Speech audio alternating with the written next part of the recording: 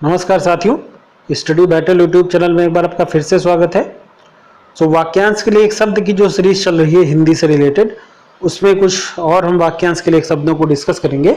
Okay, पहला कह रहा है कि जो स्त्री अभिनय करे उसके लिए जो शब्द इस्तेमाल होता है वह अभिनेत्री, जो पुरुष अभिनय करे उसके लिए अभिनेता, जो दूसरों से ईर्ष्या करता है उसके लिए ईर्ष्यालु, जो व्याकरण जानता है उसके लिए शब्द व्याकरण यूज होता है। व्याकरण आपको ध्यान रखना है, जो वर्तनी है वो भी आपको ध्यान रखना है। जो लोक में संभव ना हो उसके लिए अलौकिक शब्द इस्तेमाल होता है।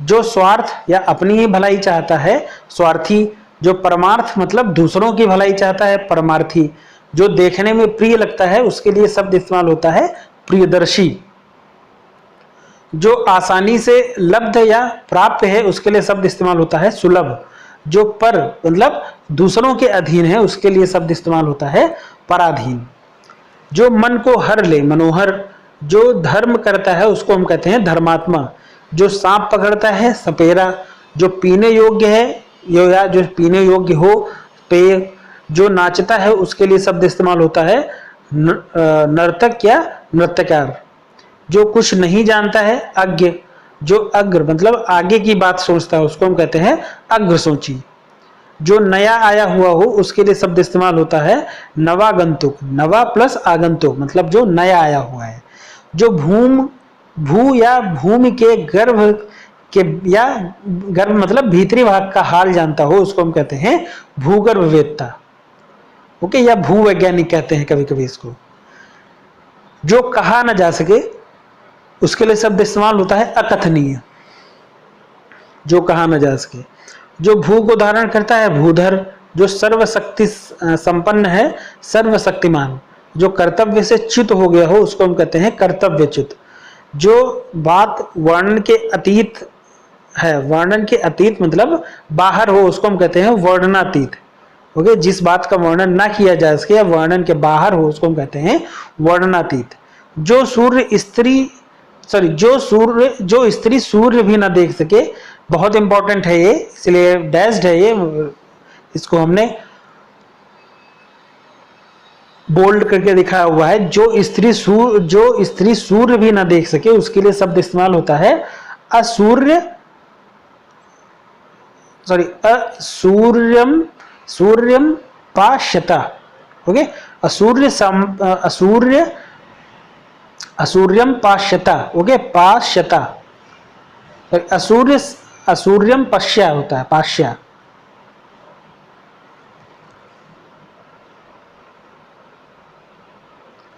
जो स्त्री कभी सूर्य न देख सके या जो स्त्री सूर्य भी न देख सके उसके लिए शब्द इस्तेमाल होता है असूर्यम पास्या। ओके, जो अत्यंत कष्ट से निवारित किया जा सके उसको हम कहते हैं दुर्निवार, जो आग्रह सत्य हो उसको हम कहते हैं सत्याग्रह, जो मुकदमा दायर करता है उसको हम कहते हैं वादी, जो अश्व मतलब घोड़े का आरोही या सवार है उसको हम कहते हैं अश्वारोही, जो संगीत जानता है उसके लिए शब्द इस्तेमाल होता है संगीतज्ञ, जो कला जानता है कलाकार, जो सरों में जन्मता है उसको हम कहते हैं सरसिज।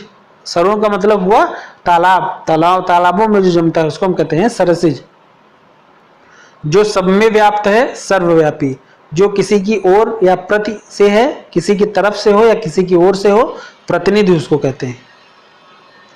जो मुकदमा लड़ता रहता है उसको हम कहते हैं मुकदमेबाज, जो देने योग्य है उसको हम कहते हैं देय, जो वचन से परे हो उसको हम कहते हैं वचनातीत।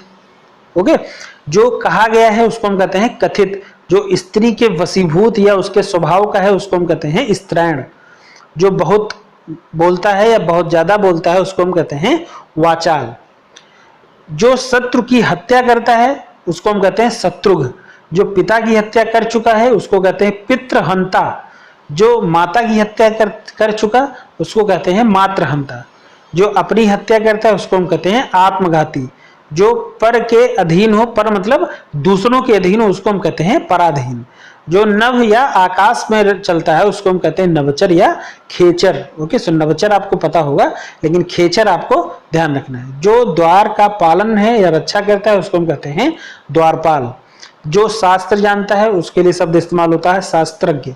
जो कोई वस्तु वहन करता है उसको हम कहते हैं वाहक। जो पोत या जहाज युद्ध का है, जो पोत युद्ध का है उसको हम कहते हैं युद्धपोत। जो चक्र धारण करता है चक्रधर। जो सबको समान भाव से देखे समदर्शी। जो भेदा या तोड़ा न जा सके उसको हम कहते हैं अभेद्य। जो कठिनाई से भेदा जाए या तोड़ा जा सके उसको हम कहते हैं दुर्भेद्य। दुर्भेद्य का मतलब है कठिनाई से जिसको भेदा जा सके, और जिसको आसानी से जिसको जो भेदा या तोड़ा ही न जा सके उसको हम कहते हैं अभेद्य। जो मापा न जा सके उसको हम कहते हैं अपरिमेय। जो प्रमेय या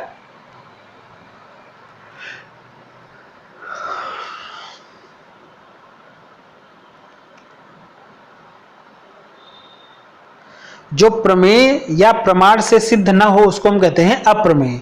जो इच्छा के अधीन है उसको हम कहते हैं इच्छाधीन। इच्छाधीन को आप तोड़ दीजिए अगर, तो इच्छा प्लस अधीन उसी को हम इच्छाधीन कहते हैं। जो दूसरों के स्थान पर अस्थायी रूप से काम करे उसके लिए शब्द इस्तेमाल होता है स्थानापन्न। तो ये कुछ और वाक्यांश के लिए शब्द हुए, ठीक है। तो अगले वीडियो में हम कुछ और वाक्यांश के लिए शब्दों को डिस्कस करेंगे। धन्यवाद।